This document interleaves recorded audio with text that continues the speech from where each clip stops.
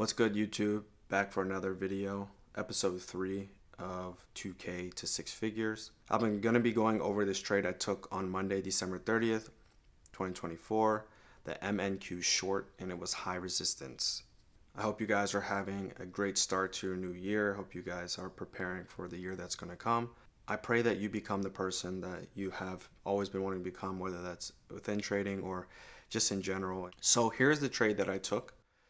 Again, the down arrow is where I sold, and the blue arrow is where I ended up buying my position back. As you see here, I took a little bit of drawdown here, which is fine. But we'll flesh this trade out as we're going forward. But I just want to kind of show you exactly where I got in and where I got out inside of this trade. So this is how Forex Factory is without filtering it. Now you have news every single day, except for I guess Wednesday, where it's the bank holiday, the New Year's. So as expected, when we go to the next slide, you'll see how I actually look at the chart. So because we have New Year's or bank holiday on Wednesday, Tuesday is out of the question for me and Thursday is out of the question. Now, so what days are left? Monday and Friday. Now Friday, honestly, I believe is going to be a better day trading. Obviously it's Wednesday, so I don't know exactly how Friday is going to print, but just looking at the economic calendar, Friday has the ISM manufacturing PMI. It's at 10 a.m. It's a couple days after. So that today would have my main focus if I would not have found a setup on Monday, or if, let's say I found a setup on Monday and ended up losing, the next trade I would be looking to take would be on Friday around the 10 a.m. or potentially after, depending on what the market structure would look like. So that's how I flesh out the economic calendar on what days I want to trade and what times I'm looking to trade. Then you have this SMT. So this is a key factor in helping me come with a decision on what I was looking for in the morning. Now, I did see this happen. I actually took a paper trade. I didn't actually trade it. Normally, I'm not even looking at the charts that time, so I was not going to take a trade just to take it. But if you see here, it was very low resistance in the pre-session. It kind of just ran, which is what you would, I guess, kind of expect with having a bank holiday on Wednesday. You would kind of expect the pre-session to be like this. So this is what the weekly, the daily, and the 1 hour chart looks like. So I was looking at the weekly wick, constant encroachment of that 2 weeks ago for my downside target of 21,286.75. That's what I was looking for in terms of a downside target for me on Monday, as we see that that was hit. And we're going to start flushing out a little bit of how I got into the trade and what made me want to get in and take it. So as you see here, we have new day opening gap of December 20th, 2024. And as you see, the bodies are being respected, especially being held in the lower half. That's what we like to see. So this gap, it does get hit on this candle right there, but you see the bodies can't even close up in that, and the wick goes up slightly, but the bodies are being held in the lower portion of this new day opening gap from December 20th. So for me, that gave me the framework of, okay, so we're looking at this. This has now traded lower and has been respecting this. So once I saw this order block be held here, as you see, my entry would be at this order block going lower, but I was seeing the key signature, which is price being held in the lower half. If it's bearish, that gets me into a trade. When I see things like that, I'm more likely to put on a trade. So this is just a zoomed up version because I was targeting the first presented fair value gap from Friday, December 20th, 2024, that formed at 938. So as you can see, like having these levels on your charts are very, very important. They kind of give you like this x-ray vision or x-ray view of the market and what you're looking for, right? I think that is going to help you frame targets and frame setups. For me, I don't look for anything that doesn't offer me at least 50 handles. My favorite setup is when the 50 handles comes before the low is even taken out. That gives me a better likelihood of this panning out. As you see here, the downside target for me was the first presented fair value gap from Friday, December 20th.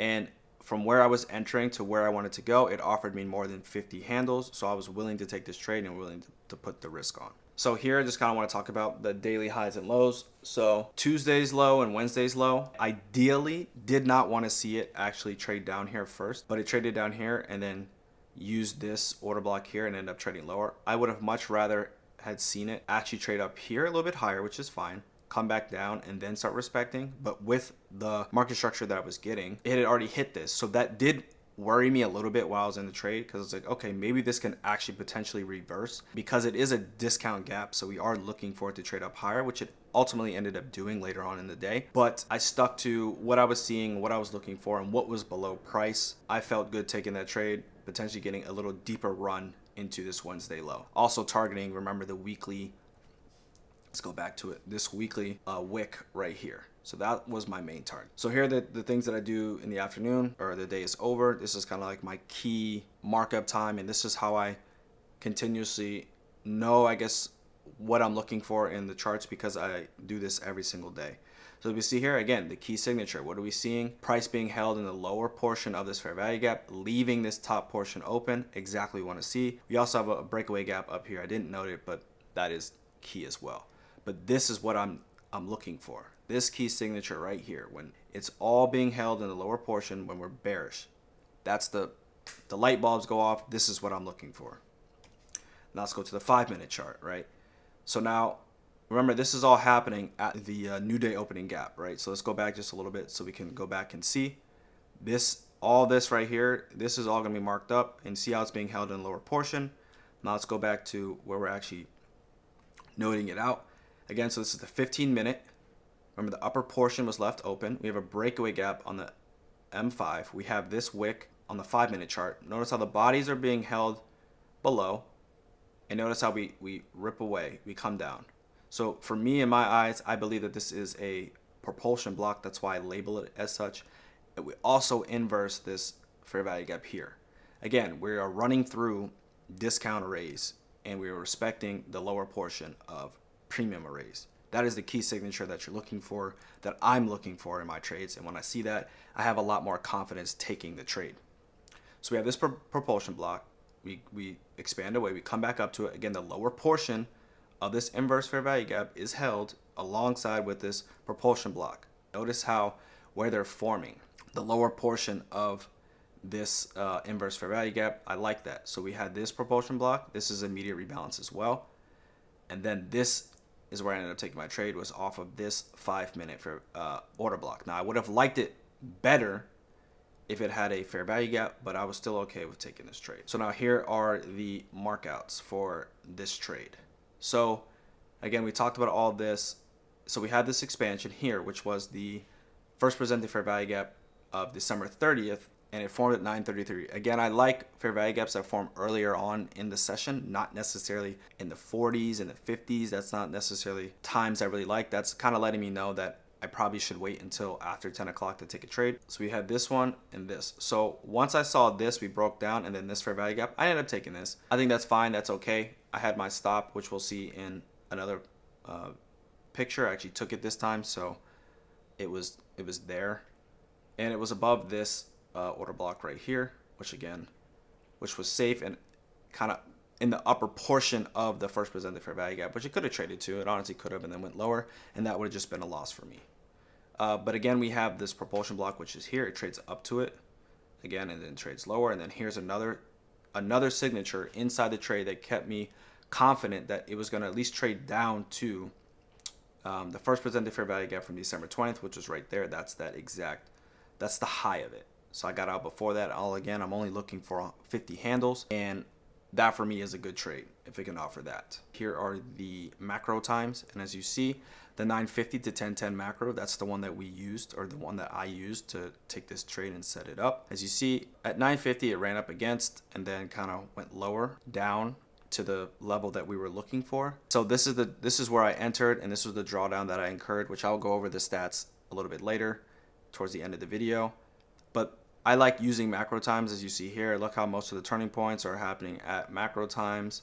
So that also helps me when I'm in a trade to feel more confident in what I'm looking at and what I'm seeing. Again, so here's the trade. This is the full trade where it actually hits profit, and this is where my stop loss was. As I was saying, I didn't move it, do anything. I kind of let the trade do what it was going to do anyways. If I got stopped out and it went lower, that's just what would have happened for that specific trade, that specific outcome of me putting on the risk, which would have been fine. But this is essentially what I was looking for. The statistics of this trade, I was in drawdown for about 6 minutes out of the 16 minutes that it took for the trade to pan out. I was 35.75 handles in drawdown, which is not a great, I'll say, trade for me. Normally in my trades, I'm about anywhere between 3 handles to 7 handles in drawdown. That's a really, really good trade for me in terms of entry. That's about where the sweet spot is for me. The handles that I booked were 49.50 handles, so I didn't get exactly 50. I thought I did, but I ain't even sweating over that. The maximum amount of handles it got was 77, and the maximum handles it got within the 77 was 17 minutes. And the macro I used again was 950 to 1010. These are the statistics. These are the things that I do with every single one of my trades. So I understand and I know that if the trade, let's say, is 30 minutes and it hasn't gone anywhere, I should probably just close the trade, move on to a day that's better, or maybe wait for a different time, whatever the situation may be. So when you have the stats and statistics, that helps you understand and trade your model more efficiently, right? Because I would have expected and would have loved for this to kind of come up here and then kind of shoot lower, and then it is what it is. But that's not what happened in this case, in this scenario, right? So you just have to be willing to accept the loss when you put on a trade, which I'll kind of get into that a little bit later. But this is pretty much the trade. I just kind of wanted to show this as well. Like, I don't just take trades with no stop loss. Like, I actually have stop losses, but this is how the trade looked like before, and then this is obviously what it looked like after, when it had hit the take profit. Now, I did have the constant encroachment of the wick on the daily chart, but again, my main focus was on the weekly chart, the constant encroachment of that wick, which we ended up getting. Again, I like to always end my videos with how can I improve and what did I do well. For me, I think it'd be more relaxed when I'm pressing the button, and that does come from past scars that when I was trading before I should have.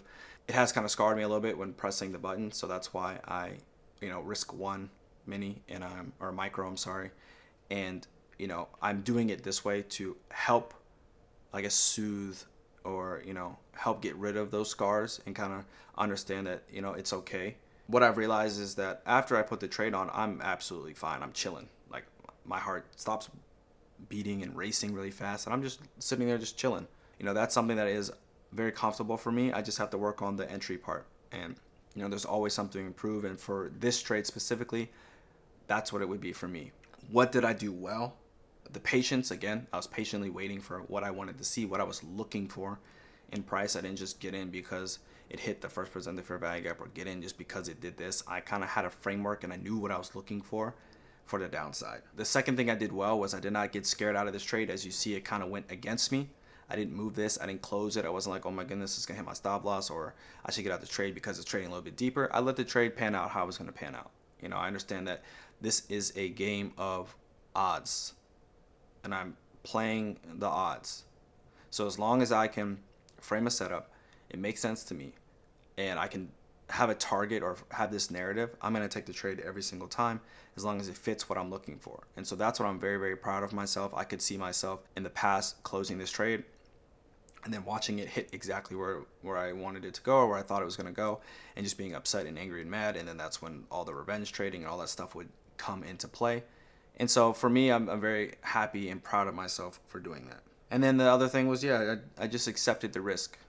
All right, it's $75.50. I accepted the risk. Now, is this a 3-to-1, 2-to-1? No, that's not what the purpose of this is for me now. This is me to gain the consistency, because if I can't consistently find $100, that other stuff I won't be able to do the other things, right? So I need to be able to do the little things correctly, and once I can do the little things correctly, then that's when we can start changing, like, okay, we were targeting this and targeting that. Now, I was targeting first presented fair value gap, but it went lower than that, slightly. But that's what would have been my target. So ideally, this would have been a kind of like one of those target trades that I was looking for. Again, thank you for those of you who have made it this far in the video. I really appreciate it. If you like this type of content, let me know by liking, commenting, and subscribing to the channel. I will continue to do these throughout the entire year and pretty much the rest of my trading career. I will make videos like this. I do plan on live streaming sometime soon, maybe in the next month or two. I will be looking to get into that, which I'm very excited about, kind of doing this and kind of sharing my thoughts live for those of you who want to see and want to learn more. Again, I appreciate you guys. I hope you have a great start to your new year, and I will catch you on the next video. Peace.